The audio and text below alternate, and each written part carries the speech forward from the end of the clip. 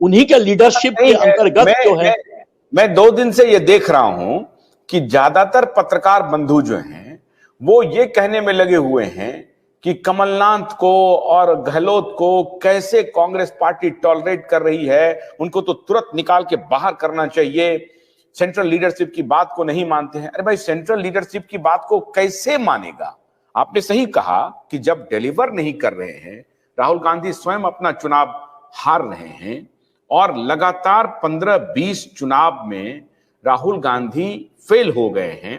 ऐसी स्थिति में अगर जो क्षेत्रीय लीडर हैं उनको ये कहना कि आप राहुल जी की बात मान लीजिए, ये कहां तक न्यायपूर्ण है और कहां तक न्यायोचित है?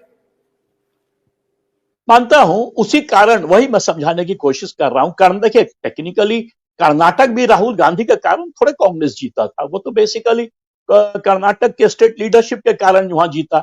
हिमाचल में भी राहुल गांधी तो एक बार भी हिमाचल गए ही नहीं थे भारत जोड़ो यात्रा में। कर्नाटक तो कम से कम गए थे, हिमाचल तो गए ही नहीं थे। तो हिमाचल में भी वो हिमाचल के स्टेट लीडरशिप के कारण कांग्रेस की सेंट्रल लीडरशिप की सपोर्ट तो रहती ही है।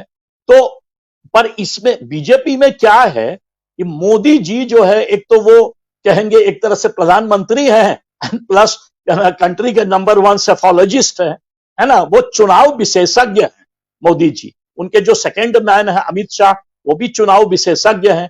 तो उनके लीडरशिप का कमांड सारे लोग मानते हैं, यदि नहीं भी मन करे। जैसे कि मध्य प्रदेश ले लीजिए, मध्य प्रदेश में मैं कहूंगा शिवराज सिंह चौहान बहुत पॉपुलर थे सच्चाई में, बट उनको सेंट्रल लीडरशिप थोड़ा हिला के रख दिया था, ऊपर से 8 लीडर को थोप दिया था। इनफैक्ट आज न्यूज आया है कि जितने एमपी को बोला गया कि आप जाके स्टेट में लड़िए, सबको कहा गया है कि लोकसभा से रिजाइन कीजिए, सबको स्टेट में भेजा जा रहा है। अब पता नहीं इन लीडरों का पत्ता कट रहा है सेंटर से या स्टेट को स्ट्रेंथन किया जा रहा है, ये तो आप ही बताएंगे। बट सच्चाई यही है कि दोनों पार्टी में एक बहुत बड़ा डिफरेंस है। एक का सेंट्रल लीडरशिप बहुत स्ट्रांग है, इनफैक्ट कभी कभी कुछ ज्यादा ही स्ट्रांग लगता है बीजेपी का, क्योंकि वो कभी कभी स्टेट को एकदम लीडरशिप को एकदम नजरअंदाज कर देता है। बगल जैसे कि मान लीजिए राजस्थान में वसुंधरा को टिकट तो दिया, वो जीती, बट लग तो रहा है कि उनको मुख्यमंत्री फिर से नहीं बनाया जाएगा। उल्टा जो है कांग्रेस में, उल्टा है कांग्रेस में है क्या कि क्योंकि द सेंट्रल लीडरशिप पावर में नहीं रहा है पिछले 10 साल में टू बिगिन विथ। पहले भी सेंट्रल लीडरशिप जो अभी, पहले मनमोहन सिंह थे प्रधानमंत्री, तो टेक्निकली प्राइम मिनिस्टर तो ये राजीव गांधी के बाद कोई नहीं रहा है सेंट्रल लीडरशिप में अभी जो है।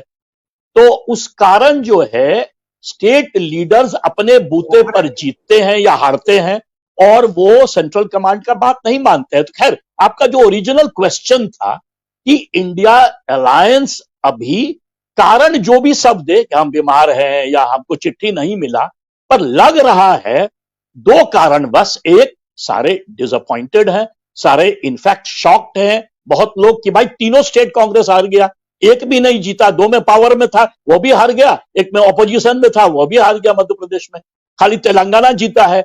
तो मेरा यह कहना है कि 2 चीज हो रहा है एक साथ, सारे शॉक्ड हैं, सबको टाइम लग रहा है इसको रीअसेसमेंट करने में। और दूसरा, जो बार्गेनिंग पोजीशन था कांग्रेस का पहले, इन चुनाव के नतीजे के पहले, वो लग रहा था कि कांग्रेस का बार्गेनिंग पोजीशन बढ़ रहा है, वो तो नेचुरली घट गया है इस चुनाव के बाद।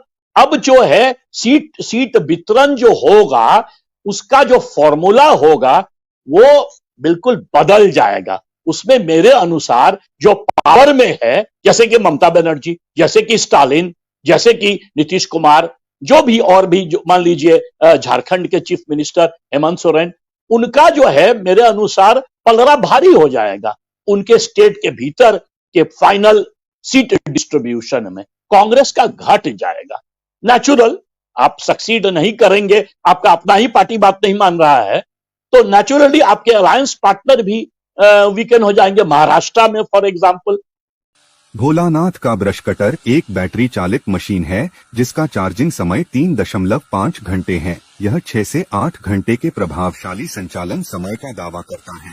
इससे यह एक बार चार्ज करने पर 16,000 वर्ग फुट गेहूं या चावल के खेतों को कुशलतापूर्वक काट सकता है, जबकि इसका पेट्रोल समकक्ष व्यक्ति उसी कार्य के लिए 1,000 रुपए मूल्य का पेट्रोल खर्च करता है।